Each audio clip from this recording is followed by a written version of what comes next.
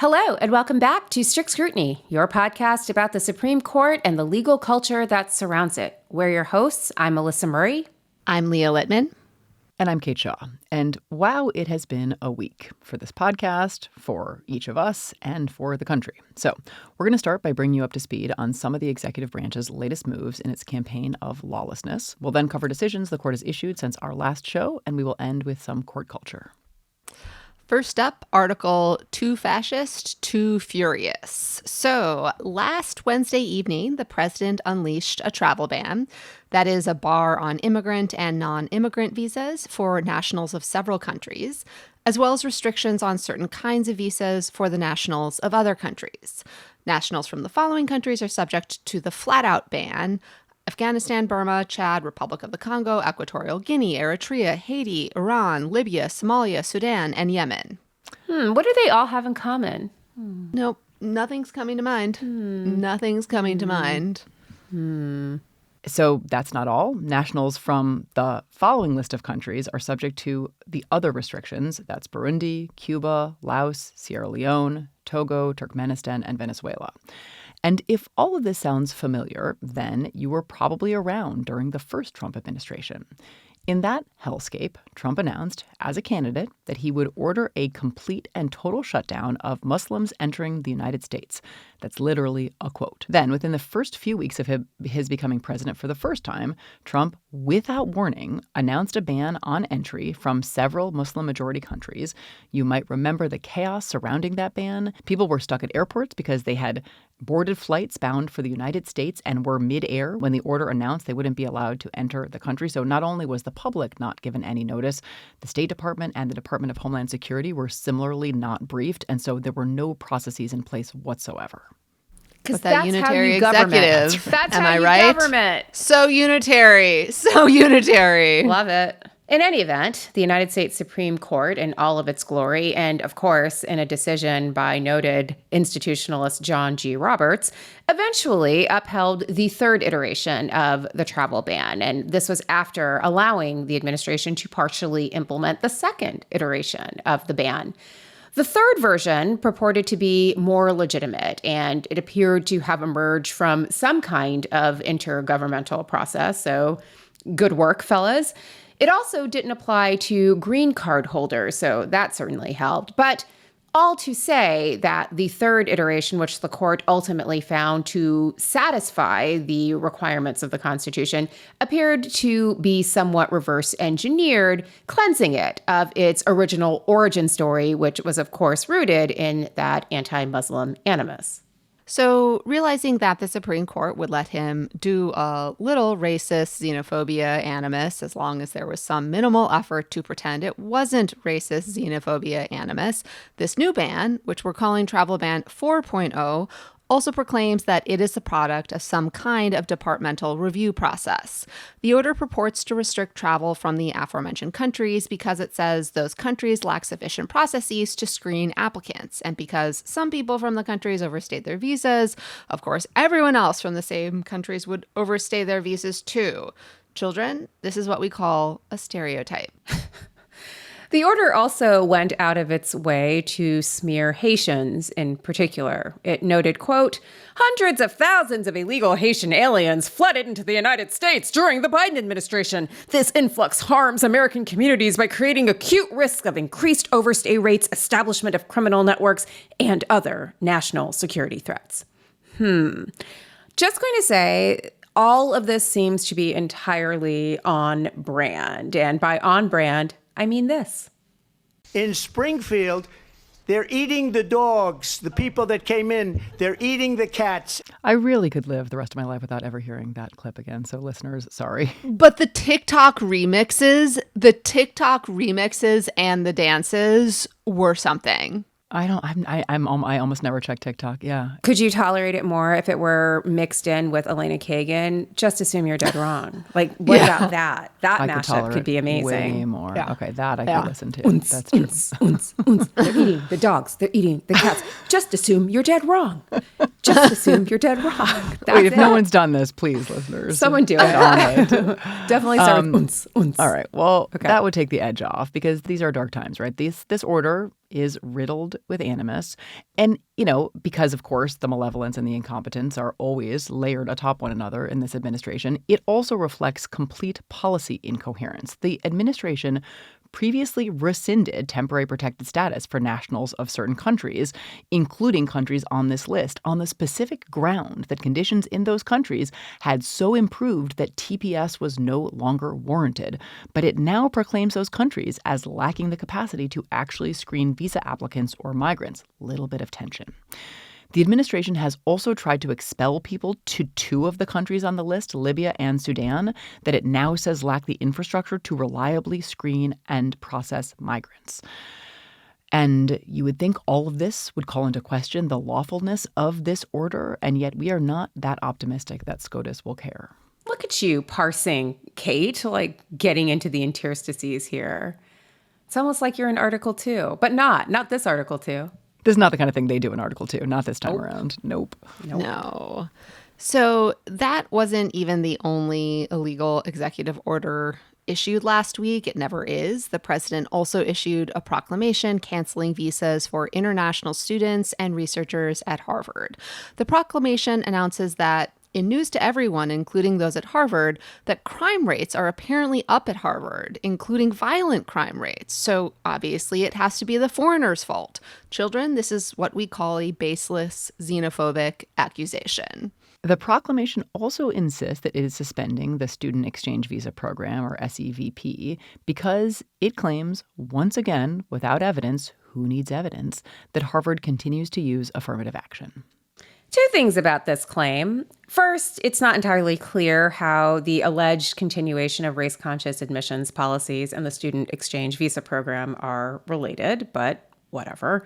Second, I'm not exactly sure what the evidence is for the claim that Harvard continues to use race-conscious admissions policies. So is it that the number of Black and brown students admitted to Harvard didn't immediately drop to zero because of merit? Is that the point? Seems like pretty good evidence. Well, I'm just going to note, if that is the logic, the antipathy for race-conscious admissions processes seems less about fairness and more about rank racial supremacy. But whatever, folks, don't let any of this logic stop you from punishing Harvard for exercising First Amendment rights and refusing to bend the knee.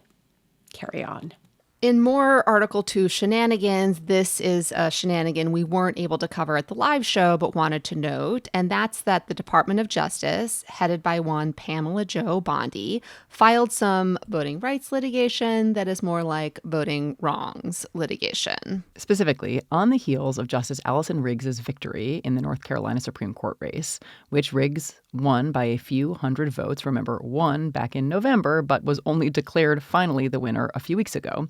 In the wake of that, DOJ has decided something must be wrong with the voting system in North Carolina, because when the Democratic candidate wins, something is deeply suspicious. So, enter DOJ, which is suing North Carolina, arguing that the state has not done enough to purge its voter rolls, that is, the list of registered voters that determine who can vote in an election.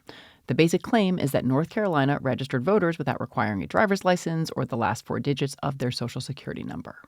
Unless you think the geniuses at the Department of Justice are innovating new theories of voting wrongs, we should explain that DOJ's move really echoes a complaint that Jefferson Griffin the Turd, or maybe the second or third, had. Hard to say, but DOJ seems to be borrowing from the claims Griffin made when he tried to overturn the results of the North Carolina Supreme Court election and challenge his loss to Justice Riggs. Does that make this a sheep heat? Are we going to give Pamela Jo Bondi credit for sheep heating? She's always sheep heating. She's like, no more hymposiums. I'm just sheep heating my way through the DOJ. Good for her. At least we now know that at least some portion of the Department of Justice here, the Civil Rights Division, is actually committed to enforcing civil rights. That is, the rights of Republicans with Confederate names to win elections by disenfranchising voters. In more Article 2 wrongs. So this last week, Article 2 and their enablers in Article 1 got quite explicit about how they view the whole law thing, we wanted to play 2 illustrative clips. Here's Russ Vaught. We're certainly not taking impoundment off the table. We're not in love with the law. And here's Louisiana Senator John Kennedy, a.k.a. the gentleman from the Confederacy. Harvard is, in many respects, violating federal law. They just are.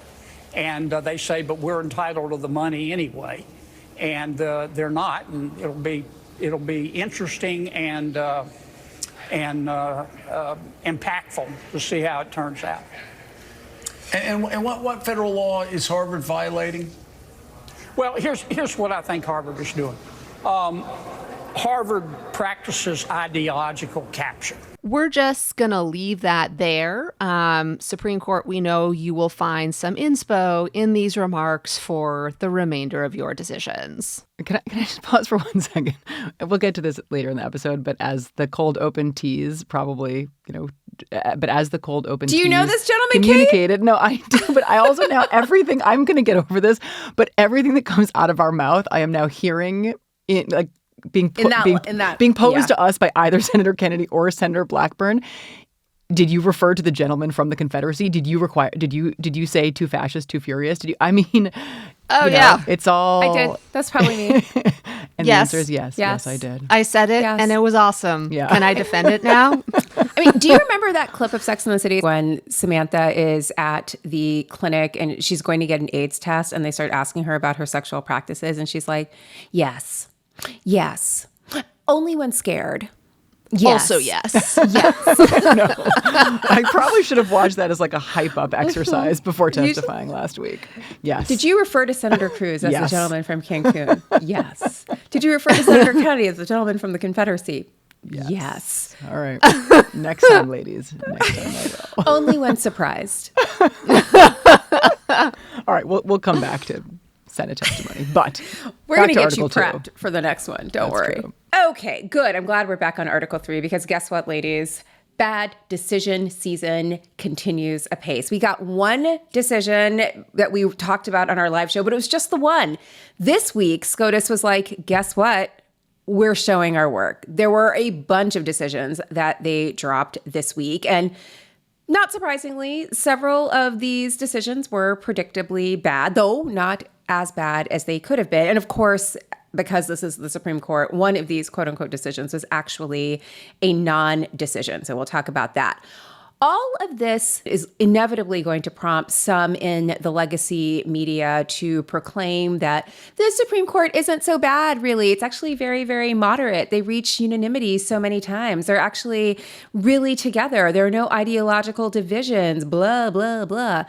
Guess what, folks? This is just a warm-up. This is just John Roberts and his boys buying themselves some very good publicity as they get ready to go guns blazing into the real heart of bad decision season where it's all going to come out. So hold off on those hot takes about this moderate unanimous Supreme Court because this is just the PR spin. So, to celebrate Pride Month, the Supreme Court announced that all sexual orientations matter and that straight people can be discriminated against too.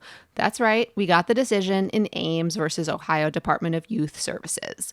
We've previously discussed this case in the context of the right's ongoing effort to extend the underlying logic of Students for Fair Admissions versus Harvard, that members of majority groups are the real victims of discrimination, to everything. Ames involves an Ohio woman who says she was discriminated against because she was straight. She was first passed over for a promotion that went to a gay woman and later demoted, only to see her prior position go to a gay man. And obviously, she surmised, these gays, they're trying to murder me. Hat tip Jennifer Coolidge. I am familiar with White Lotus, just to be clear. Sorry. Great. Proud Love of you, it. Kate. Proud of you. But Marlene Ames basically said that her straight supervisors were discriminating against her and in favor of gay people. For like the 5th time this episode. The specific question before the court in the case wasn't actually whether she was in fact discriminated against because she is straight. Instead, it's a more abstract legal question that is, specifically, when a member of a majority group, like straight people, brings a discrimination claim and they don't have direct evidence of discrimination, do they need to show, quote, background circumstances to support the suspicion that the defendant is that unusual employer who discriminates against the majority. So Title VII of the Civil Rights Act of 1964 does not, by its terms, require majority plaintiffs to do so, but a number of circuit courts, including the Sixth Circuit at issue here, have required majority plaintiffs to satisfy this kind of separate evidentiary standard. And in this case, the Supreme Court unanimously decided that those courts were all wrong to require a plaintiff like this one, again, a member of a majority group, to make this kind of showing in order to bring a claim. Justice Jackson wrote the opinion for the unanimous court, and she held that under Title VII, the requirements to bring a claim are the same, whether you are a member of a majority group or a member of a minority group. That is to say, regardless of what group you're in, you have to satisfy the McDonnell-Douglas versus Green standard. McDonnell-Douglas versus Green is a 1973 Title VII case that established the three-step burden-shifting framework for intentional discrimination claims. So now this case will return to the district court, and Ms. Ames will have another opportunity to present her case, and who knows how it will be resolved. Although there is some indication here that she may very well lose even on the second go-around, because the courts had earlier said that her sex discrimination claim failed under McDonnell-Douglas because her employer had a legitimate non-pretextual reason not to promote her. But outside of this particular case, I think I am concerned that the Supreme Court's decision will make it easier for heterosexual and white plaintiffs to bring discrimination claims, which tracks this cursed timeline. See Justice Thomas's concurrence, which we're going to talk about in a second. Again, happy pride, straight rights, says the Supreme Court. Well, here's a silver lining, though. So, and again, maybe this sort of gestures to why this was able to be unanimous, despite the fact that it does open the door to these kinds of reverse discrimination claims. The unanimous court cited Bostock versus Clayton County. And Bostock, of course, is the 2020 decision that concluded that discrimination on the basis of sexual orientation and gender identity is discrimination on the basis of sex for purposes of Title VII. This is a sexual orientation discrimination claim, and I think the fact that the court cited Bostock here makes it harder for them to back away from Bostock in other circumstances should some litigant decide to ask them to narrow or even rescind or overrule Bostock entirely. And there are plenty in the conservative legal movement who have been hammering away at Bostock since it was decided in 2020. And I think that's good here, the fact that they were able to get them to all come around that Bostock is still good law. And the fact that Sam Alito signed on to an opinion citing Bostock without launching into a homophobic screed is also a major accomplishment. So good on them. Yeah, I mean, I obviously wish they had said more about Bostock. I wish they had mentioned that Bostock. But then it wouldn't be unanimous, Kate. Totally. No. But so it's just, it's an important but very narrow silver lining. There's no mention of the fact that Bostock holds that not just sexual orientation discrimination, but gender identity discrimination is encompassed within the prohibition on sex discrimination in Title VII. There is no real discussion of Bostock. But yeah, they having unanimously said that she can state a claim for sexual orientation discrimination under Title VII without being subject to some special sort of threshold showing, that I think does, as you were just saying, make it much harder, not impossible, because they can obviously, decide to change course. But it sort of, I think it is a very helpful additional sort of overlay on top of Bostock should anybody come for it, which I think is very likely to happen. So that's, silver lining. But of course, we hasten to add, we might be saying this a lot, and we think that's because people sort of reading these opinions and commenting on the court probably need to hear it.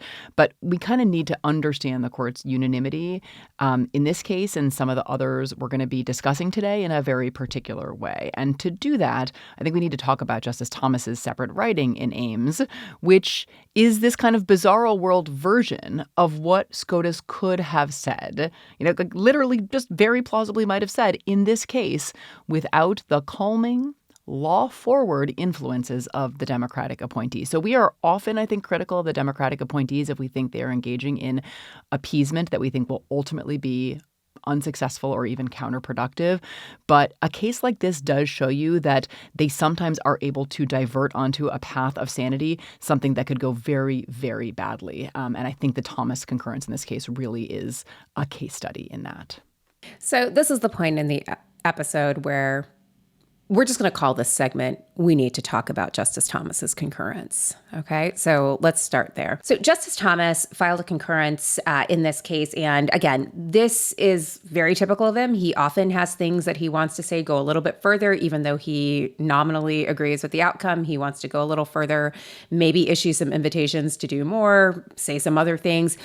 Typically, he doesn't get a lot of takers for these. He often does solo concurrences. Here, he got Justice Gorsuch to join him, so I think that is significant. But this is a doozy of a concurrence. Justice Thomas, straight out of the gate, decides that he is going to cite a brief filed on behalf of America First Legal. That is Stephen Miller's organization. Specifically, Justice Thomas cited the following from the America First brief. Quote, "A number of this nation's largest and most prestigious employers have overtly discriminated against those they deem members of so-called majority groups. American employers have long been obsessed with diversity, equity, and inclusion initiatives and affirmative action plans. Initiatives of this kind have often led to overt discrimination against those perceived to be in the majority." And then he cites himself. So he cites the opinion in SFFA versus Harvard. He then goes on to explain that the courts have applied uniquely disadvantageous rules only to white and male plaintiffs. And civil rights litigants would like a word here, but just putting that out there. So going back to the question we were gesturing at, what do the Democratic appointees get with unanimity? They avoid a majority opinion that suggests straight white men are really, really, really, really discriminated against, an opinion that might have included a bunch of language to that effect that straight white male plaintiffs could point to make reverse discrimination claims easier and sympathetic courts could invoke. And by finding common narrow ground with the Republican appointees, they ward off a fractured decision that would have decided much more. And, for whatever it's worth, I think the decision is legally correct formally in the sense that, the plaintiff made out a prima facie case, but it should fail at a later step of the McDonnell-Douglas framework where the employer's justification for why they took the adverse employment action might seem additionally plausible because of the rarity of discrimination against straight people for being straight. That's kind of my way of understanding how this framework should work. And as Leah said, not having a majority opinion with this language is really, really important. Of course, white male plaintiffs or white plaintiffs or straight plaintiffs who want to bring these claims can still point to the concurrence, right? That is definitely the case. And enterprising lower court judges will pick up what Justice Thomas has put down. So we have seen that playbook play out many times. But it's obviously really different if it's language in a majority opinion. And it's, in this instance, great that it's not there. But there is no question, I think, to our mind, that this opinion will make it easier for reverse discrimination claims to move forward and not be screened out at the initial stage of a case as they were in the Sixth Circuit and a bunch of other circuits that used this threshold test until this opinion. And the political context in which this is taking place is important, too. As we have talked about, the Trump administration is not so subtly suggesting that everyone who is not a straight, white, cis male and who is in a position of authority got their position illegitimately through DEI, full stop. They are stoking grievance flames and egging this on. And I think this case has to be understood in that context. Yeah. With that in mind, we should also note that, as is the case with many Thomas concurrences, there is an implicit invitation here inviting litigants to go forward and do more. So another part of the Thomas concurrence basically says, hey guys, let's be legends and get rid of McDonnell-Douglas versus Green. That is the 1973 Title VII precedent that sets forth that three-part burden shifting framework for intentional discrimination claims. Justice Thomas wrote in this concurrence, quote, "I seriously doubt that the McDonnell-Douglas framework is a suitable tool for evaluating Title VII claims at summary judgment. In my view, the framework is incompatible with the summary judgment standard. It fails to encompass the various ways in which a plaintiff could prove his claim. It requires courts to maintain artificial distinctions between direct and circumstantial evidence, and it has created outsized judicial confusion." For example, Justice Thomas is confused about whether Black people experience discrimination, but he is not at all confused about white guys experiencing it. So that's the confusion totally resolved. So, speaking of reverse discrimination and Stephen Miller, we wanted to acknowledge a New York Times story about the administration's investigation, that's in air quotes, into the Harvard Law Review. It appears that the administration had a whistleblower, a then student at Harvard Law, who has since graduated and was apparently feeding them information, according to this story. Even more curious, the administration hired said whistleblower right out of law school, and the Times piece suggests that the whistleblower was actually in discussions with the administration about a possible job. At the same time, he was feeding the administration information about the law review. Curiouser and curiouser. This is actually even better than the FedSoc job network. I mean, like, this is like, you maybe get a clerkship if you're in FedSoc, but this, you go straight to the administration. There were this past week even more decisions in which the Democratic appointees were forced to take one for the team, where the team is the law and democracy. So let's get into those as well. All right. So we also got the opinion in Catholic Charities Bureau versus Wisconsin Labor and Industry Review Commission. This is the case about whether the Wisconsin Supreme Court and Wisconsin law could deny a state tax exemption, that is for taxes related to unemployment insurance, to a religious charitable organization that offers services to the poor, but where the organization does not engage in proselytizing. So the Wisconsin Supreme Court had concluded that this organization, sorry, I'm going to say that sentence again. So the Wisconsin Supreme Court had concluded that this organization, Catholic Charities, did not qualify for a tax exemption because it did not satisfy a core condition under this particular provision of law of being a religious charitable organization because it did not engage in proselytizing. And Justice Sotomayor wrote for the majority, and she wrote as narrow a majority opinion as I think you could, while also ruling for Catholic Charities. Her opinion explained that the condition, which required an organization to engage in proselytizing in order to receive the tax exemption, unconstitutionally discriminates between different religious denominations, some of which are able to proselytize according to their religious doctrines, and some of which are prohibited from doing so. Justice Sotomayor wrote, quote, "Put simply, petitioners could qualify for the exemption while providing their current charitable services if they engaged in proselytization or if they limited their services to fellow Catholics. Petitioners' Catholic faith, however, bars them from satisfying those criteria. Catholic teaching, petitioners say, forbids, quote, misusing works of charity for purposes of proselytism," end quote. So in the spirit of looking on the bright side, the Supreme Court finally found an Establishment Clause violation that it was willing to enforce. So that's something. Now, it just so happened that this particular Establishment Clause violation resulted in public money going to religious organizations. Twist! You're right, exactly. Big twist on the Establishment Clause, or at least religious organizations not having to pay, into the public fisc. So I don't know, maybe this will mean the Supreme Court will have a harder time saying the Establishment Clause has been abandoned and ghosted. Not this Establishment Clause, the other one. The other one? Okay. You're going to steal a little bit of That's the one I joy that wouldn't Leah was date. trying to identify. I'm going to stick with the joy, which is that there's one Establishment Clause, and at least in this opinion, they are willing to concede it remains a part of the Constitution. Taking the Only win. when it's doing good stuff, though, Kate. Right. Yeah, sure. But at least it's there. And, I'm going to hold on to that. But as with the previous discussion, to emphasize the context in which this opinion was issued, the Establishment Clause gets, one more hurrah, and also this unanimity occurs.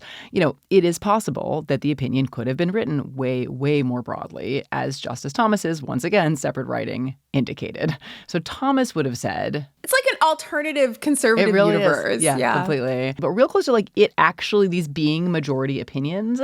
And so you can, willingness of the Democratic appointees to go along and even author these opinions actually comes into focus when you kind of understand it in that context. So let's talk about what Thomas's separate writing in this case said. He basically would have said... Wait. We need to talk about Justice Thomas's concurrence. Yeah, exactly. Okay. Segment, Kate. We need need to talk about Justice Thomas's concurrence. Second installment of today's episode. So here, Thomas would have said that basically any separately incorporated entity that identifies as a Catholic religious organization is entitled to tax exemptions since they really are arms of the diocese, but have to be incorporated separately because of church practice and doctrine. So this just potentially would have given any organization that identified as a Catholic religious organization, not just this.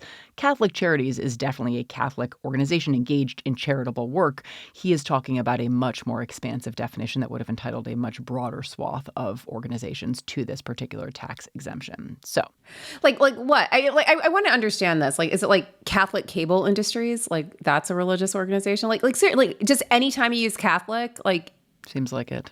Yep. Interesting. Much broader than the narrow Sotomayor authored opinion in this case. So, it is tempting, and I think we fall prey to this all the time, to want the Democratic appointees to, take a very adversarial posture vis-a-vis these guys in the majority, day in and day out. So, dissent or maybe concur, but take the opportunity to point out the ways in which they are refashioning doctrine, society, the world. But we can obviously do that as podcast hosts, but their roles are obviously different. And sometimes their roles might allow them to stave off more sweeping change by holding their fire in particular cases. And that is definitely one possibility for understanding these cases last week. Hear me out. Do you think that's what they thought they were doing in Town of Greece or Trinity Lutheran back in the day? Yeah. And look where that led. So Trinity Lutheran and Town of Greece were these free exercise cases that have paved the way for Carson versus Macon, will likely pave the way for Mahmoud versus Taylor, et cetera, et cetera. And I think they genuinely thought they were trying to put up some bulwarks to keep the majority from riding roughshod over the First Amendment. And I think maybe it sounds like a good idea in the moment. I just think these folks are undeterred. Like bulwarks be damned. Like, this is literally like the Dutch boy putting his finger in the dike. It's certainly not going to prevent them from doing something bigger later on, but does, delay that, by some time? I don't know. That's a great point, Leah. And we talk about this all the time in the context of abortion litigation, just keeping clinics open for an extra 2 months, 3 months, or as long as possible. That's the name of the game right now. But I also, again, we need to understand, how much ground has been ceded when we're literally just trying to delay. And that's what we're doing here. Agreed. All that being said, we would be remiss if we didn't point out the ways in which this decision, to my point, I think we'd be remiss if we didn't point out all of the ways in which this decision, despite its efforts to hem in this out-of-control majority, may still pave the way for more significant changes in First Amendment doctrine. So here's a question. What other conditions will the Supreme Court say discriminate between different religions or different religious denominations? What about a non-discrimination condition? Would the Supreme Court say that discriminates against certain denominations, provides an opportunity to distinguish between different denominations? What would this decision mean in the context of religious hospitals or organizations that are affiliated with a church? And I don't think this is an abstract question, because over the last couple of years, there have been a number of hospital consolidations under hospital corporations that are affiliated with the Catholic Church and the Baptist Church. I'm thinking of Dignity Health, for example. What rules can states apply to those kinds of organizations and their work going forward? So we are going to offer some quick summaries of the additional decisions or non-decisions we received. There was another unanimous opinion in Smith & Wesson Brands versus Estados Unidos, Mexico. SCOTUS said that Mexico's suit against gun manufacturers could not move forward based on the allegations in the complaint. The suit had maintained that the gun manufacturers' sales practices facilitated illegal firearms transactions and violence in Mexico. In that decision, the Supreme Court invoked the Protection of Lawful Commerce in Arms Act, a law shielding gun manufacturers from suit, which friend of the pod, Elie Mystal, wrote about as one of the bad laws in his fantastic book, Bad Law. So that statute, PLACA, generally shields gun manufacturers from tort liability based on actions of other parties, in particular the people who buy their guns. And basically, the Supreme Court said that aiding and abetting liability requires affirmative malfeasance rather than nonfeasance, so action rather than inaction. And most of the allegations in that case were about the gun manufacturer's failure to address the problem. The court also added that the complaint complaint didn't identify particular criminal transactions or acts by gun manufacturers or specific bad apple dealers with whom they engaged. But, the court actually did not hold that any independent acts by a third party would sever proximate cause. And that's what the gun manufacturers were asking for. And it would have been a much bigger win for them. So by not ruling on this kind of third party and proximate cause question, but instead just on this aiding and abetting liability question, the court arguably leaves the door open to plaintiffs who can make more specific allegations than Mexico had made here. So there was nothing. And this is another unanimous opinion written by a Democratic appointee, that staves off that potentially bigger change. Yeah, it says future suits, potentially even another one by this plaintiff, the Mexican government, that are more able to specifically identify wrongdoers, breaking specific laws. Those are not precluded by this opinion. And I think that's actually really significant. All right. We also got a decision in CC Divas Mauritius versus Antrex, and there the court held that courts have personal jurisdiction over a defendant under the Foreign Sovereign Immunities Act when an immunity exception laid out in the FSIA applies and serves as proper. The FSIA does not require proof of minimum contacts over and above the contacts already required by the Act's enumerated exceptions to foreign sovereign immunity. And last opinion we got before the non-opinion, it was Blombank versus Honigman, in which the court held that relief under Rule 60b-6, which allows federal courts to vacate final judgments, requires extraordinary circumstances, even where a plaintiff seeks vacatur to amend the complaint, basically to refile the case with additional allegations, still need to make that extraordinary circumstances showing. Okay, so then there was a non-opinion. So the court issued a dig in LabCorp versus Davis. By dig, we mean the court dismissed the case on the ground that certiorari had been improvidently granted. This means that the lower court decision remains in place and there is no opinion from the Supreme Court. The case was about whether courts can award class relief when some members of the defined class lack Article 3 standing. Or at least that's what the court thought the case was about when it granted cert. The problem is that it's unclear whether there are any class members who lacked Article 3 standing here. And we noted that Deepak Gupta, who argued this case on behalf of the plaintiffs, did a really great job at oral argument, pointing out the various deficiencies in the case and making it clear to the justices that this was perhaps an imperfect vehicle for the court to weigh in on the standing question. For example, here, no lower court had said that there were class members who lacked standing, and the company's arguments rationalizing that finding were kind of weird. The company, LabCorp, asserted that some blind people who couldn't use their automated check-in system that didn't have an option for Braille or other disability accommodations might not actually want to use the system and therefore had never been injured because they couldn't, in fact, use the system. So just a lot of stuff that made this perhaps not a really good case to flesh out these questions. To that point, I will just note that this is the third dig that the court has issued in this term. And then last term, they also dismissed Moyle as improvidently granted. And we've also had one per curiam opinion that was an equally divided affirmance.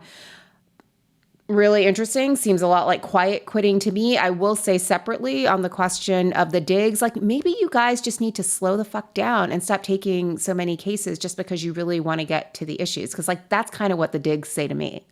Yeah, well, several of the cases that they dig this term were cases that sought to limit class actions, and it's clear the court is just foaming at the mouth to do that and doesn't pause to actually consider that actually some class litigation is perfectly fine and doesn't raise these conspiracy theories that you think it does. Wait, what is the conspiracy theory? It's the conspiracy that lots of people are getting together to get justice for themselves. Is that the conspiracy? Some without Article 3 standing, and that they're just artificially inflating the class to balloon these awards, and they're forcing defendants to settle, and blah, blah, blah, blah, blah. It's almost like when a group of doctors incorporate themselves in Amarillo, Texas on the fly so they can bring claims for the tort of outrage for the use of mifepristone. No, it's not like that. It's not that's like cool. that. Yeah, You're that's right. cool. Correct. This is bad. But That's justice. Right. Yeah. Melissa, since you brought up quiet quitting, I do want to talk about the pace of Supreme Court opinions here.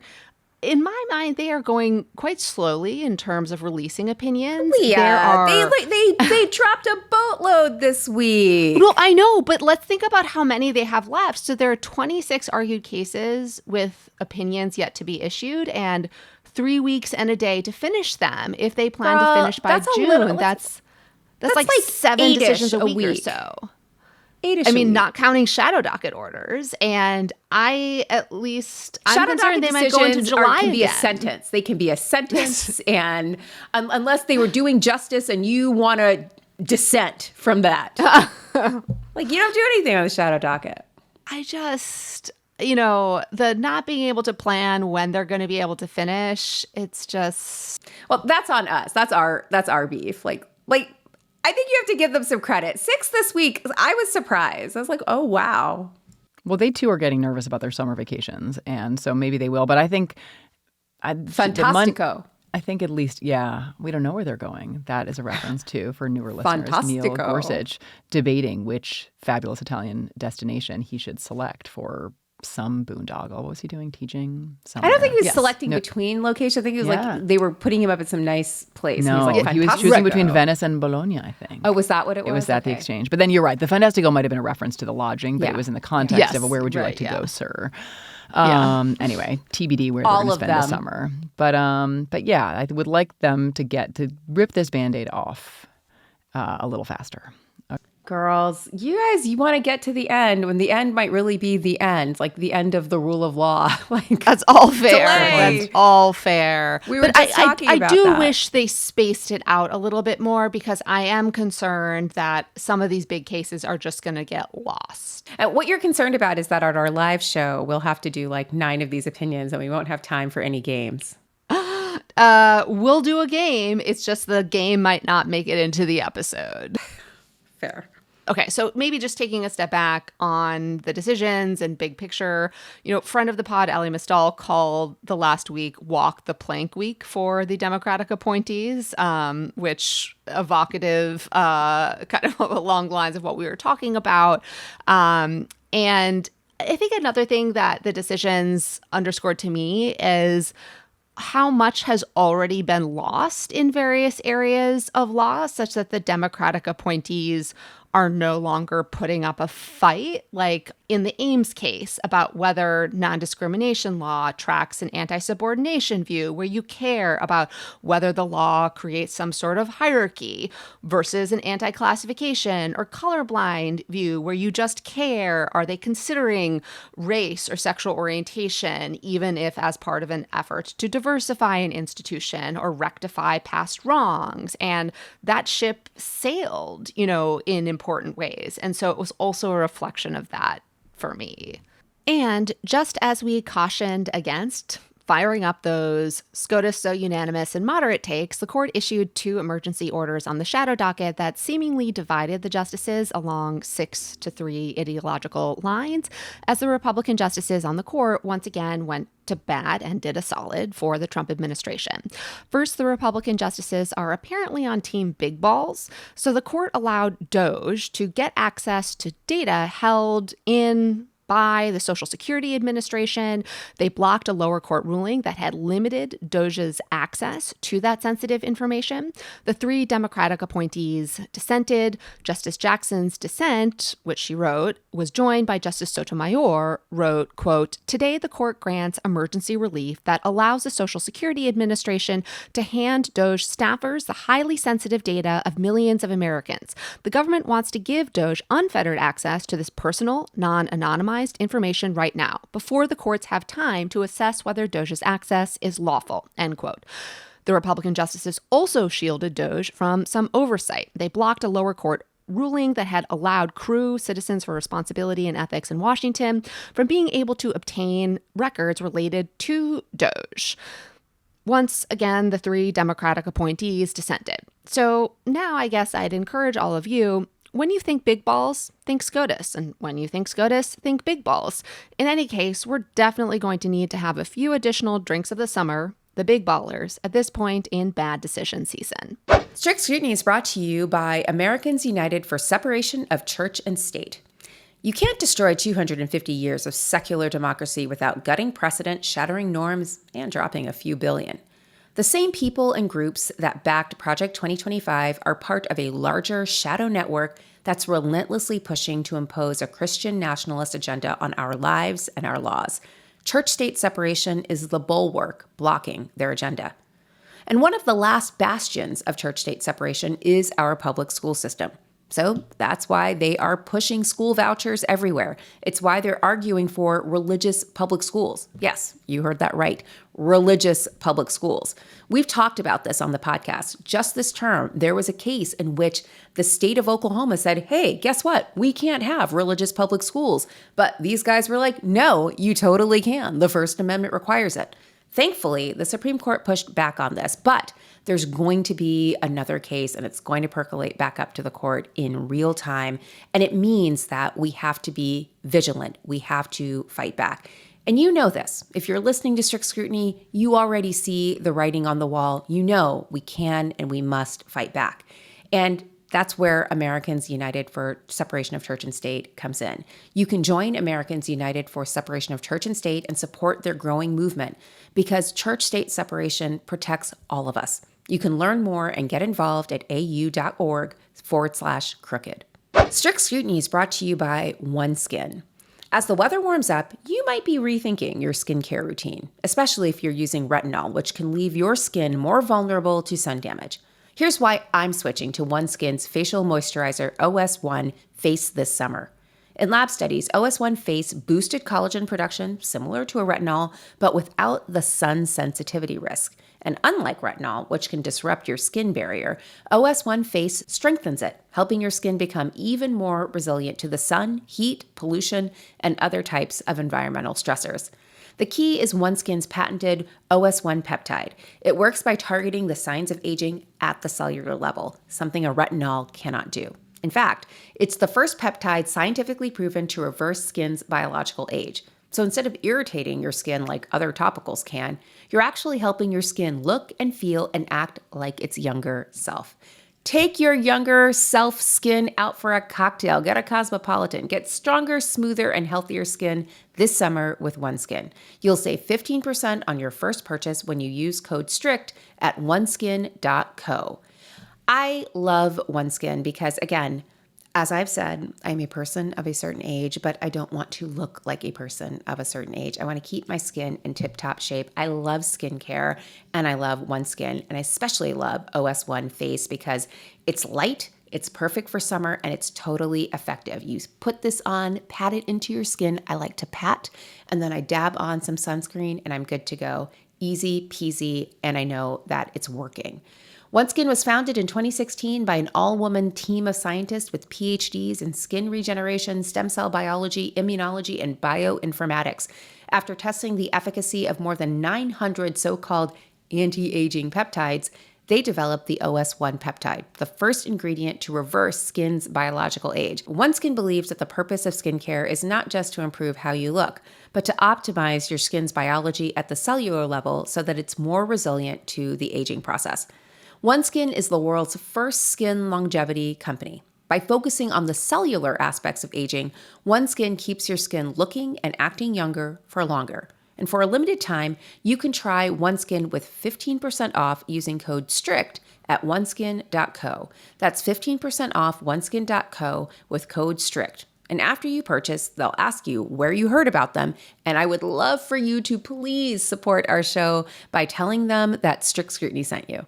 Give your skin the scientifically proven gentle care it deserves this summer and every day with OneSkin. All right, let's move on to some court culture. And this week's court culture segment is going to be a bunch of Article 2/Article 3 crossovers. So the Trump administration announced that it is rescinding the Biden administration's guidance that hospitals in states with abortion bans cannot turn away pregnant patients experiencing medical emergencies. So the Trump administration is saying abortion ban states can force hospitals to turn away pregnant patients experiencing medical emergencies that jeopardize their health and potentially their lives. But as Joni Ernst would remind us, we're all going to die anyways. So why not let it be because a hospital refuses a woman life or health-saving care?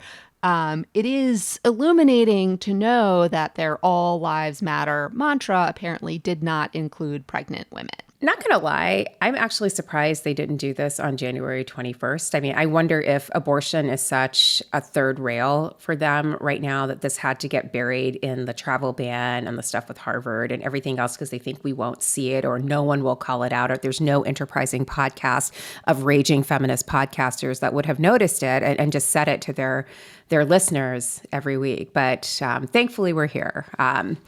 Also should note that the rescission of the EMTALA guidance is also very fetal personhood forward. The Trump administration promises to enforce the law to prevent serious harm to, quote, the health of a pregnant woman or her unborn child, mostly her unborn child.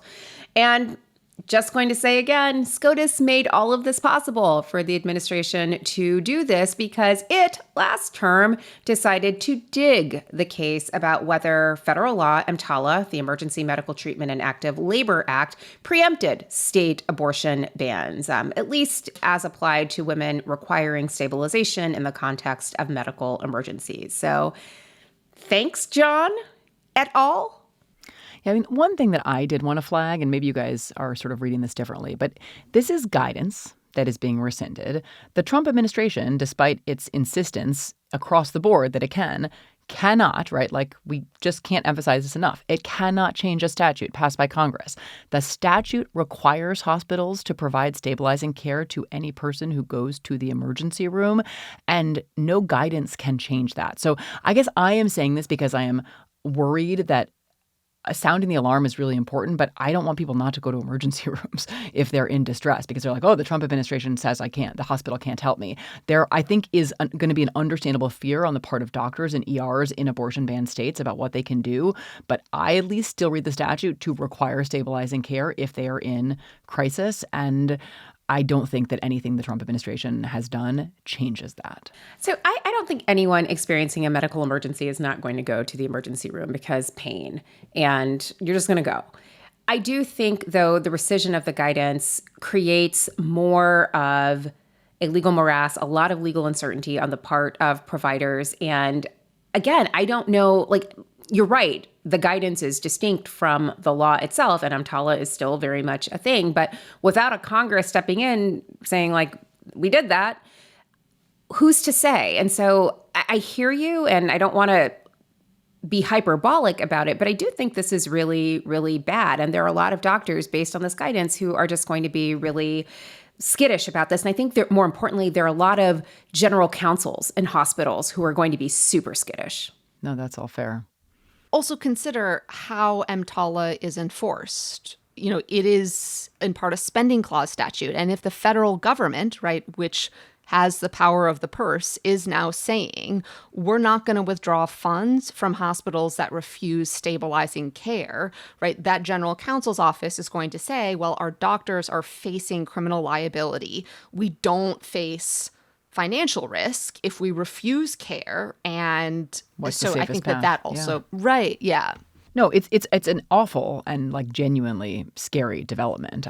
I think that there's, for general counsels that are not inclined to go down that path, I absolutely think the statute continues to, be in force and says what it says, which is that any patient, in any hospital that receives federal funds is entitled to stabilizing care. And stabilizing care is, I think, a capacious term. Yeah. So moving along to more Article 2, Article 3 crossovers, judicial nominations. So one, tiny blessing in this hellish 4+ months we've had is that Trump hasn't been nominating judges at a particularly quick clip, certainly not at the pace he did during the first administration. But last week, the Senate did hold its first round of hearings, one for a nominee to the Sixth Circuit and then one for a few district court nominees.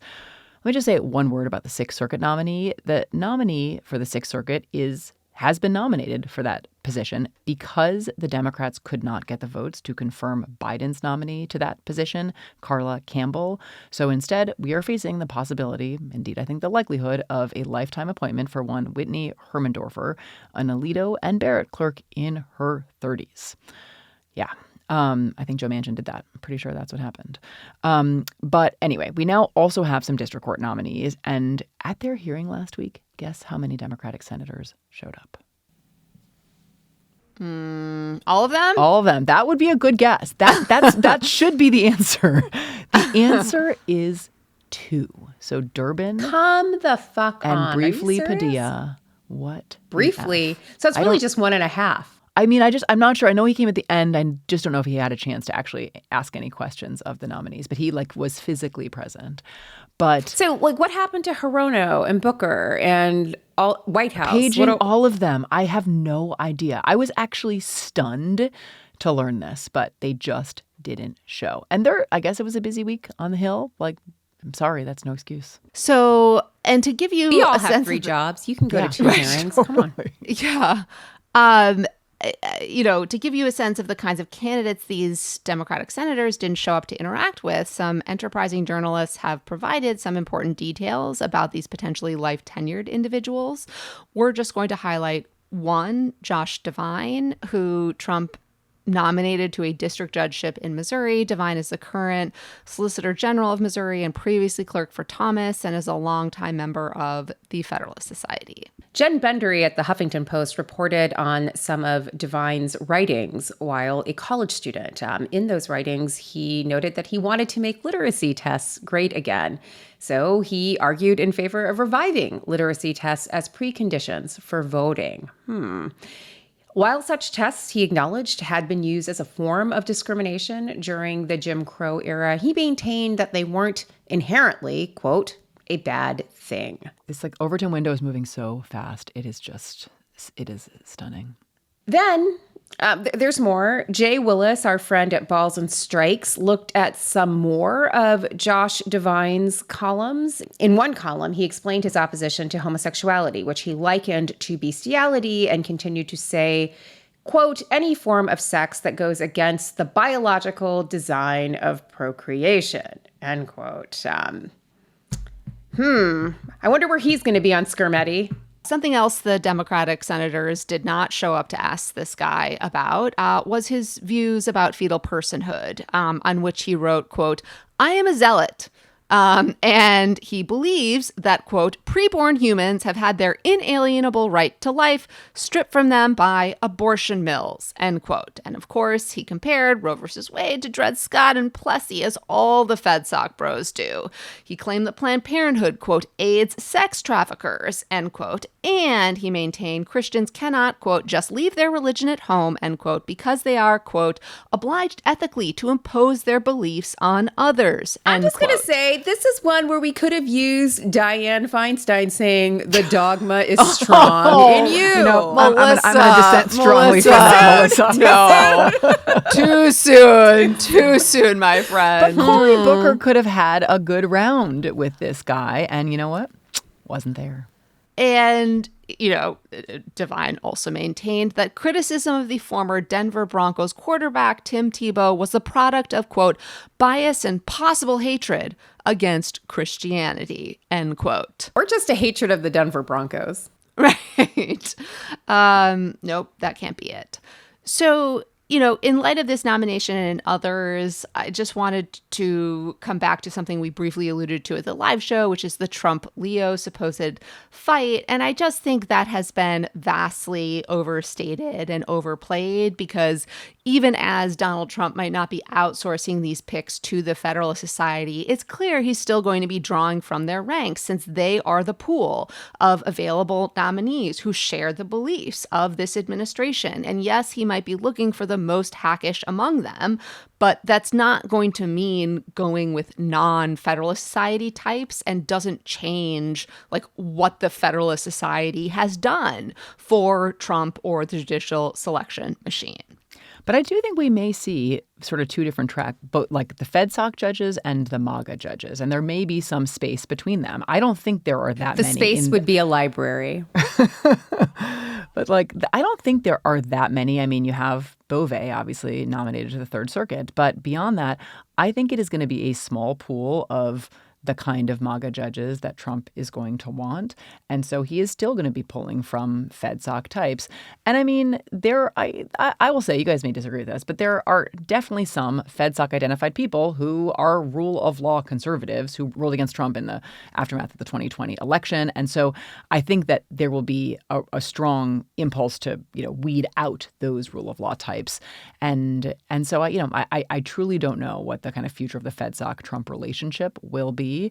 And I think all we can hope for is that it grinds at least to a slow, if not to a halt, the kind of wheels of the judicial nomination process, if there just is not that. Because that's the only way they did it last time, was through the FedSoc. And without FedSoc, I think it's going to be hard for them to keep up much kind of volume. So that's at least another silver lining. We should also note that the court declined to review a couple of really important Second Amendment cases. This was after they considered these two challenges in 15 consecutive conferences. These were challenges to a Maryland law banning semi-automatic rifles and a Rhode Island law that restricted high-capacity magazines. Now, obviously, this really bothered some of the court's amosexuals who took it personally. Justices Alito and Gorsuch indicated that they would have granted the petition, and Justice Kavanaugh issued a statement.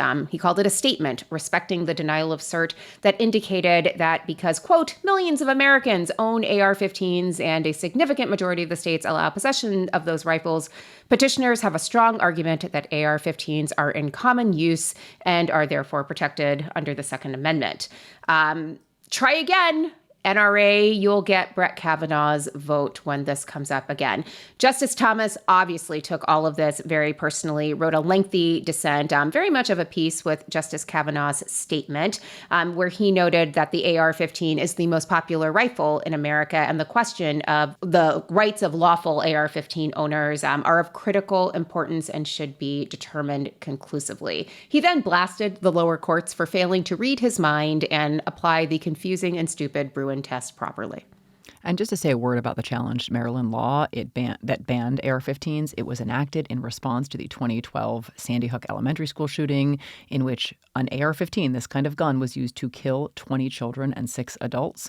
And in upholding the Maryland ban, noted liberal squish Judge J. Harvey Wilkinson of the Fourth Circuit referenced the court's 2008 decision in D.C. versus Heller in noting, quote, "Our nation has a strong tradition of regulating excessively dangerous weapons once it becomes clear that they are exacting an inordinate toll on the public safety and societal well-being."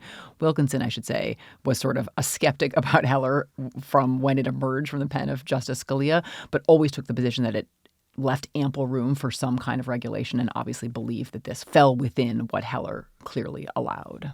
One additional note of court culture, which is we are recording on Friday afternoon, as we try to do to avoid any late breaking news. But as we are recording, ABC News is reporting that Kilmar Abrego Garcia is on his way back to the United States. Oh my God. To be returned, where, and again, this is according to ABC, he might face charges, criminal charges, for allegedly transporting undocumented migrants. And again, this is just happening as we are recording.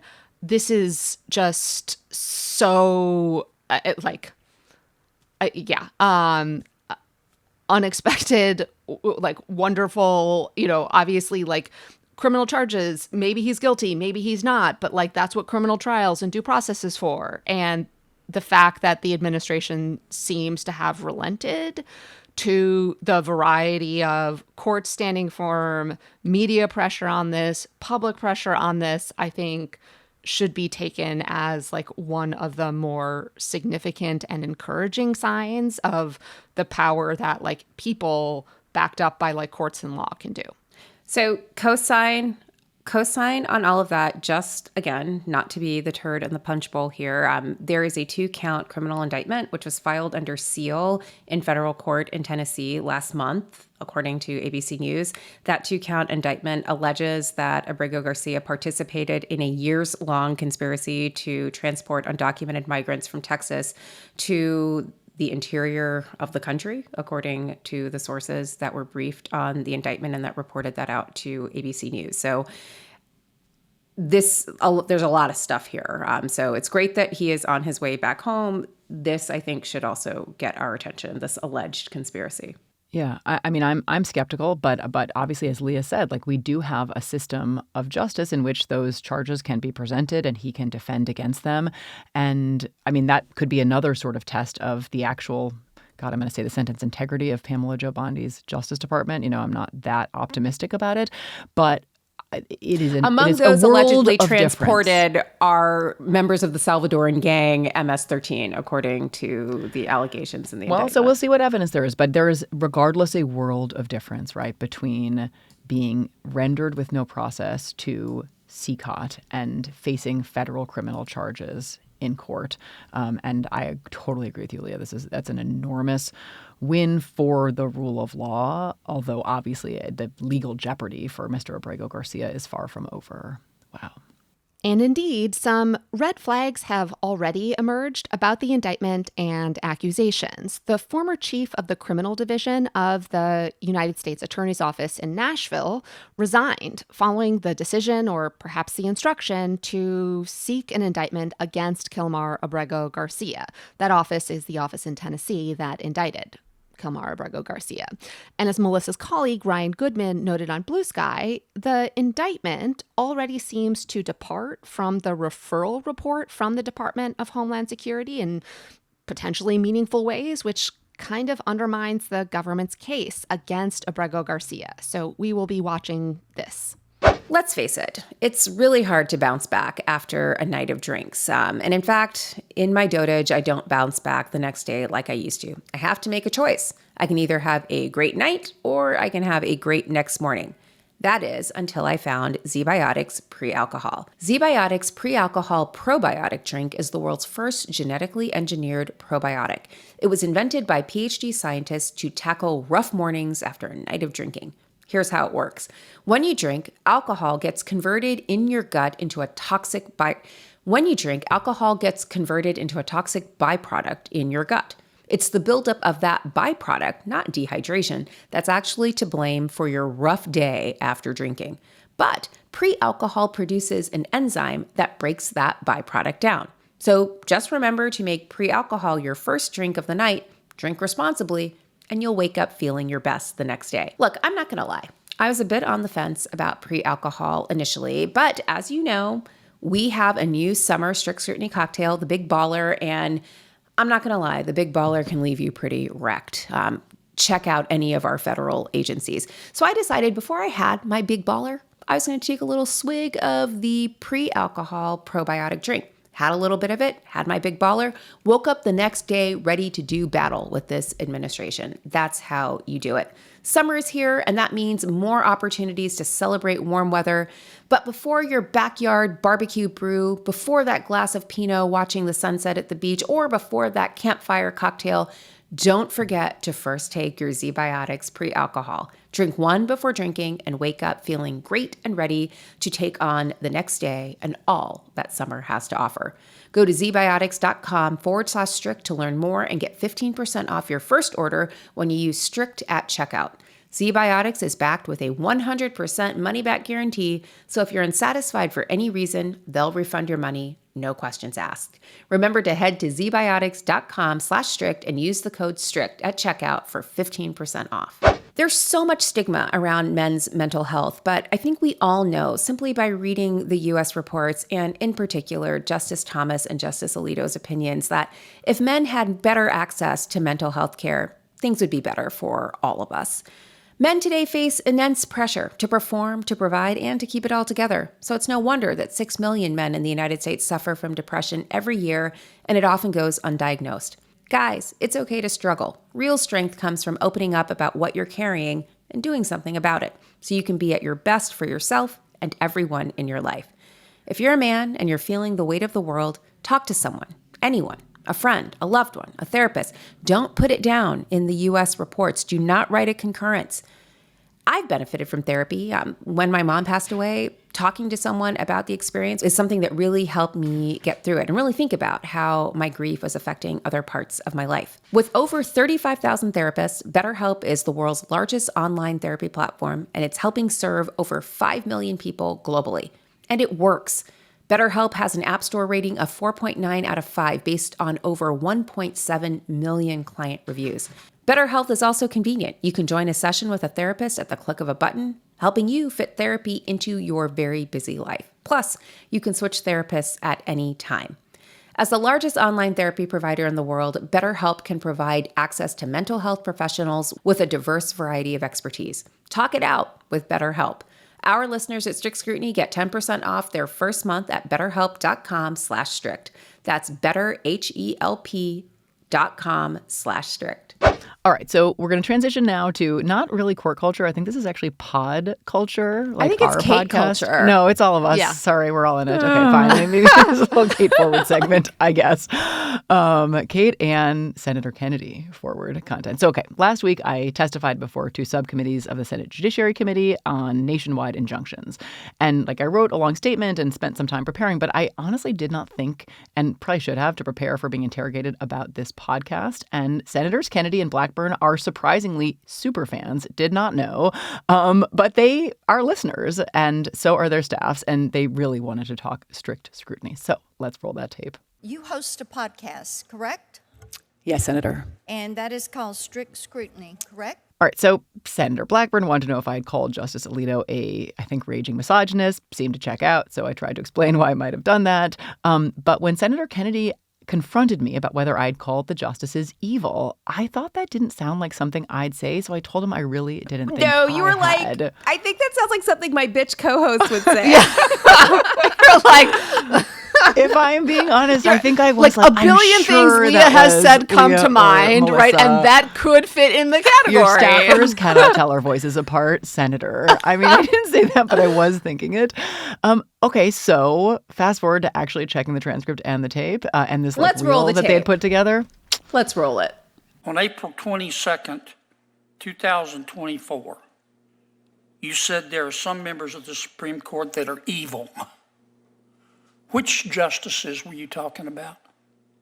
I'll take it your word, Senator. I don't recall using that word, but All right, here's what you said. You were talking about the majority opinion in Muldrow v. City of St. Louis. You said, quote, Justice Kagan, will she be able to control the opinion's future distortion by her evil colleagues? Probably not, end quote. Who were you talking about? sir, I'm very skeptical. If there's a transcription, it was probably a transcription error. I do not think I said. No, you said it. Why don't you own up to it? Which you call some of the members of the Supreme Court evil. Now, which ones do you think are evil? I would have to refresh my recollection. I've been very critical You're of some embarrassed members of the that Supreme you made Court. that statement, aren't you? I'm You're an told, officer Senator, it of the doesn't sound court. like something that You know I what would I'm say. embarrassed at? That you're teaching our kids. I don't refer to Supreme Court justices as evil You did, in the right here, in the classroom, on sir. your podcast, April 22nd, 2024. Okay, well, Big as Dallas. And you're an officer of the court, and you're here advising us to be respectful to federal judges, and you say they're evil members of the United States Supreme Court? Gag me with a spoon. Turns out I, in fact, did use the word evil, and in the immortal words of Dirty Dancing, when I'm wrong, I say I'm wrong.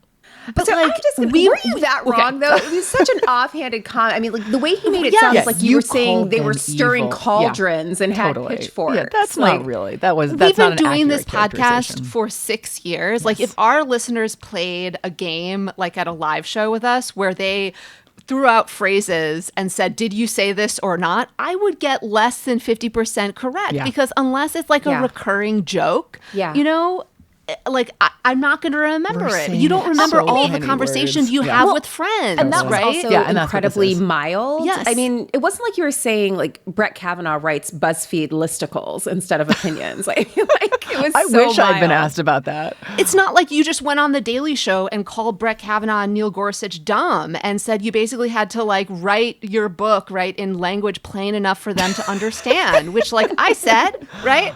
Yes. That was a great moment. Yeah. You know, So, like, basically, Leah and I are never testifying before Congress, and I wanted to say maybe that's the point. That is a That's serious, the I point. think, kind of conversation to have about them making it intolerable to testify. let's go back. Like, you aren't the only woman law professor who has gotten this kind of treatment from the Republican members of Congress when they have testified. Marianne Franks of GW got absolutely excoriated by John Kennedy as well, and she held her own, but she got a flood of like terrible comments from like absolutely misogynist MAGA folks who flooded her emails and social media. Jen Daskell also had a hard time in front of the committee. No, you have. Query, do any of the men's who testify before these committees get similar treatment? I have thoughts about this because at the same hearing where Kate was testifying, one of the majority witnesses happens to be someone who has called for some Supreme Court justices to step down when they don't vote the way he wants, who claimed credit for the Supreme Court justices overruling Roe versus Wade because he blogged negatively about them when he thought they wouldn't do so. And at the hearing, wouldn't/couldn't answer where the money came from that endowed his chair. And all of that was totally fine. But like, you have the audacity, right, to criticize the court that they built to overrun our constitutional democracy.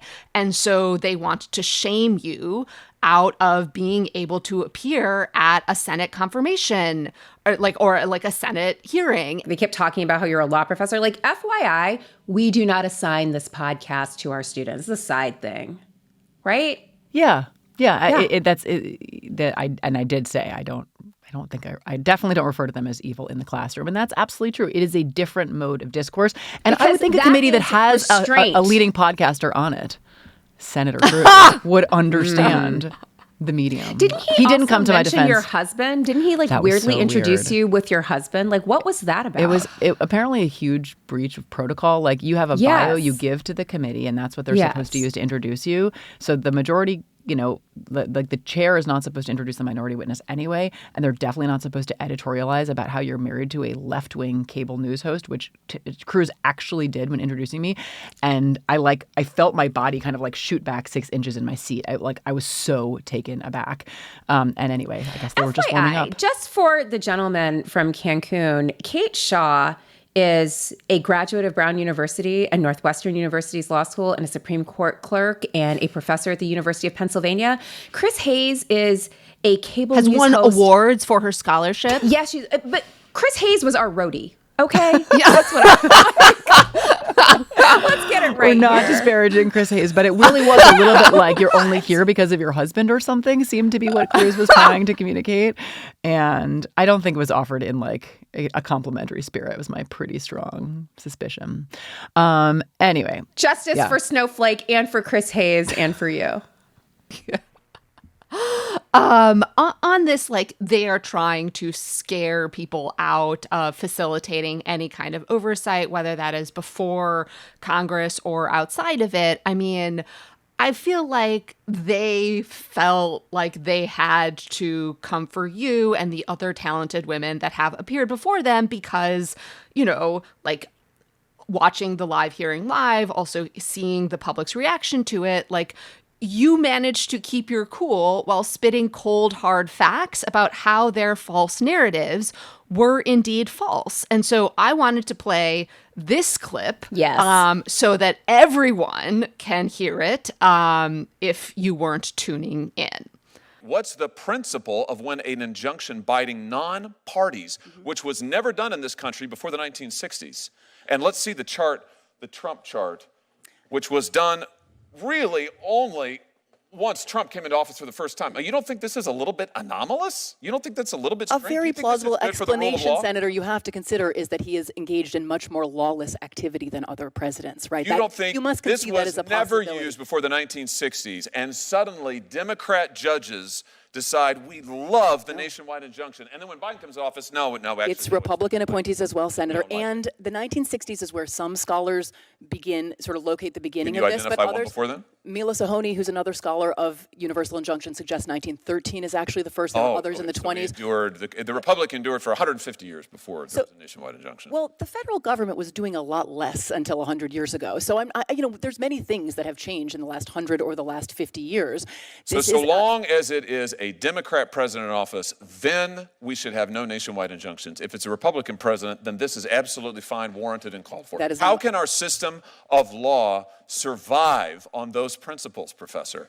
I think a system in which there are no meaningful constraints on the president is a very dangerous system That's of law. Not what you thought when Joe Biden. That is not what you thought when Joe Biden was president. President. You said that is not what you said. You said it was a travesty for the principles of democracy, notions of judicial impartiality, and the rule of law. You also said the Supreme Court senator agreed 9-0 with me on that. You also said when Joe Biden. That was just incredible, and you were doing that. I mean, the only person who exhibited manhood in this moment was you. More balls than all of the Republican members of that committee. Is that what combined. a testicular confrontation looks like? Me and Josh Hawley. Yeah. But by the way, Republican senators, if I come before the committee, I said that, right? Like I said, Kate has more balls than you.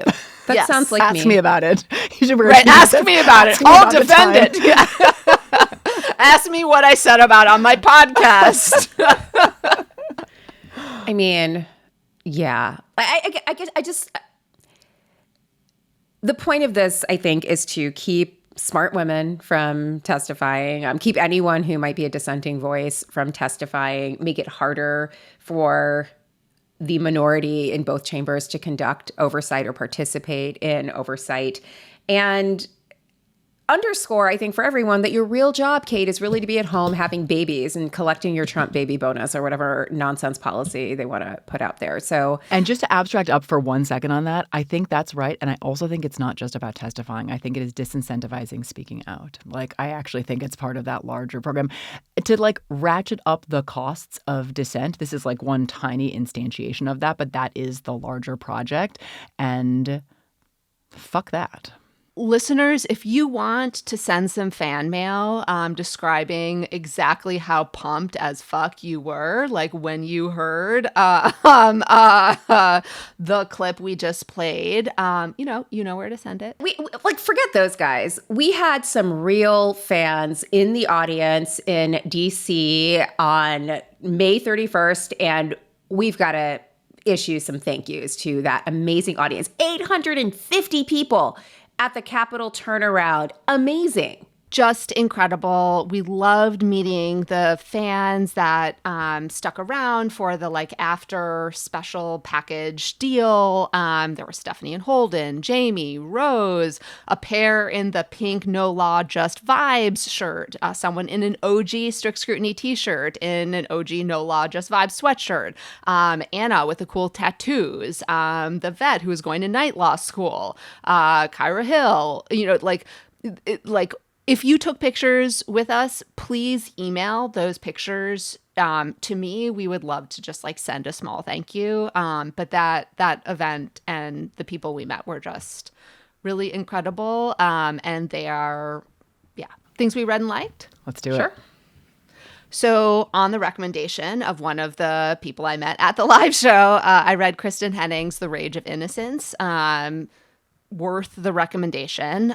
Also enjoyed listening to some of the new music for Pride. Betty Who has a new single, Addison Rae as well. But finally, the shitposting war between Trump and Musk that we've all been waiting for finally happened, and the content was incredible. Specifically, the Republicans not knowing what to do. I just want to highlight this one tweet that, honest to God, had me gasping for air when I read it. And that is from Jack Posobiec. So he says, quote, "Some of you all can't handle two high agency males going at it, and it really shows. This is direct communication, parenthesis, phallocentric, versus indirect communication, parenthesis, gynocentric. I understand you aren't used to it." I loved it. I died, right? I basically want it tattooed. Wait, which part of it? All of it? The whole thing? Phallocentric on the back. gynocentric, and it's a reversible, and you can decide what you want to do with it. That's the new merch. Someone call Cricket. Oh my God, that's a great idea. Yes. Yeah. Would wear. Yeah. Would wear. Yeah. Possibly tattoo on my body. Yeah. All right. I will shout out just a couple of brief things. Your super fans that you met, Marsha Blackburn and John Kennedy. The actual amazing people that I met. It's summer, and I don't think ever been like in Congress in the like high summer when everyone there is like the mean age is 21 or something. It's all interns. So the hearing room was full of like lovely, fresh-faced young people, like younger than law students, mostly college students. And a bunch of female students came up to me afterwards and said hello and said they listened to the pod, but also were like, wow, you really kept your cool. That was amazing and inspiring, and thank you. And I was pretty shook after those hours, and it was just like, it was very life-giving to have those conversations. So thank you to all the Capitol Hill interns who came up after the testimony. Thanks to all the haters. I really got an enormous volume of I got an enormous volume of hate mail this week. So I guess some of it was a little funny. Some of it was like pretty disturbing. But I did get to call out an awesome woman scholar during my exchange with Hawley. Got to mention Mila Sahoni, who is a great scholar of the Universal Injunction. All of them, the members of the committee, were acting as though Sam Bray, who's another scholar of universal injunctions, sort of was gospel on this subject. And I was happy I got to correct the record by invoking Mila. And finally, Leah mentioned this earlier, but her amazing appearance on The Daily Show with Michael Costa, who is one of the hosts kind of rotating. It was epic. I loved watching it. I'm sorry I couldn't be there in person. Melissa got to be. But Melissa gave me my shoes that I wore. Oh, those were like the spiky flats. They looked great. Yeah.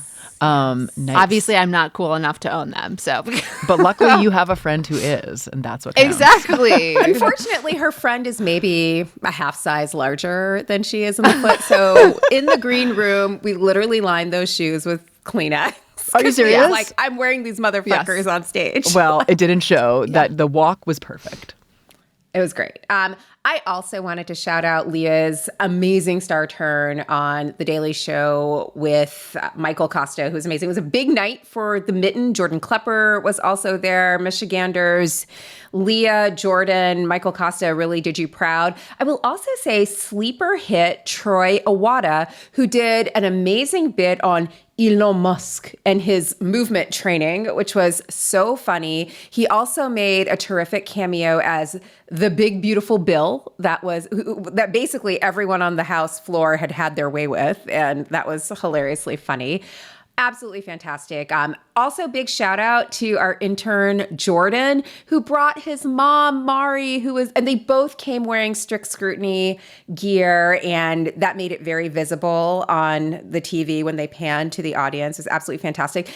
Jordan also did the Lord's work, almost got kicked out of The Daily Show by taking some surreptitious photographs and also documenting, because at one point, Michael Costa referred to Leah's book as Supreme Court Law Pop Culture Have-Sex Book. And I was like, write that down, Jordan. And he pulled out his phone and started making a note. And then the security guy was like, put that phone away. And I was like, okay, we're doing it. Like, I don't want Jordan arrested for strict scrutiny. So it was absolutely fantastic. And we met some of Leah's friends, just like a really terrific night. And Leah, you were absolutely fabulous. The second thing that was awesome this week is I read this terrific op-ed about William Buckley, and it was so illuminating to me. Like, I've read God and Man at Yale. This is William Buckley's book in the 60s about moral relativism in the Ivy League and whatever. And this author, Sam Tannehouse, essentially linked Buckley to the current conservative grievance that's happening all over Washington, and really, really illuminating. And Sam Tannehouse has a book coming out on William Buckley called Buckley, The Life and the Revolution That Changed America, that I have now ordered and can't wait to read. I, too, have been enjoying the bro-on-bro combat of DJT versus Elon Musk. Absolutely fantastic. The memes have been great. As one meme said, this is just like Drake versus Kendrick Lamar, except everyone hears Drake. And that I thought it was everyone hears Kendrick. No. Really? No. No. Well, everyone hears Drake in that way. Oh, in that way. Sorry. See. I was just thinking he's better at the actual. I think you've got to go to pop culture summer school again. So that's okay. We'll work on it later. You've had Cool. a hard week. True. I also saw John Proctor as the villain on Broadway with Sadie Sink, and it was absolutely amazing. If you have a chance, go and see this. It's so smart. It's just absolutely fantastic. I actually ran into one of Leah Lippman's students, Rosella. So great to see you and your boyfriend, James. He was great. I think his name was James. I'm pretty sure it was James. Fantastic play, highly recommend. And then finally, I'm now reading the new Taylor Jenkins Reid Atmosphere, which I'm very excited about. Are you gonna? Don't you love her? I loved. Yeah, I have this like series of books that I have lined up for travel because I know I like them, and so that's what I'm working through first. Yeah, yeah. I can't delay gratification like that, so I'm going I'm just reading it. All right, should we land this plane? Let's do it. Yeah, let's land this Qatari jet. Okay. All right, Newark, we're coming in. Do you have room no, for us? No, Newark. No Newark. JFK No Newark. or bust. I landed in Newark and it was fine. It was Great. perfectly Wow. fine. So glad You that are worked way out. braver than me. Yeah, I'm not doing Newark these days.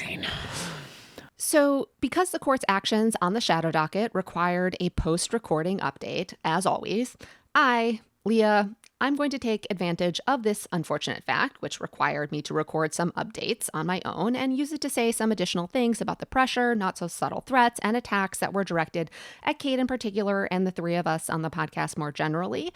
One is that Kate Shaw is a fucking hero for willingly going in to the Senate Judiciary Committee hearing, having seen how they've conducted themselves as part of an effort to fight back against the false and misleading narratives about how the lower courts are doing something untoward by merely enforcing federal law against the Trump administration.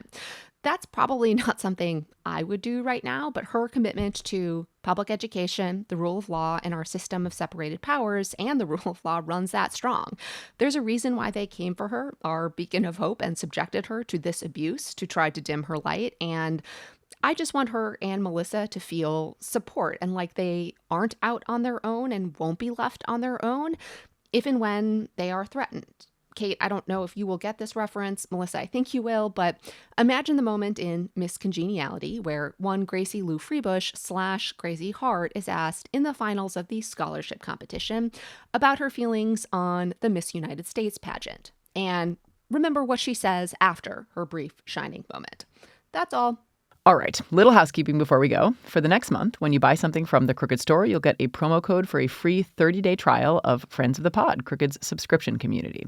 That means a full month of ad-free pods, exclusive subscriber-only shows, and access to our Discord server completely free. So if there is a t-shirt you've had your eye on, or you need something to wear at the next protest, volunteer event, or angry walk around your neighborhood, or just to send your favorite, elected official, now is the perfect time to grab it. Support the mission, get the merch, head to crooked.com/store now.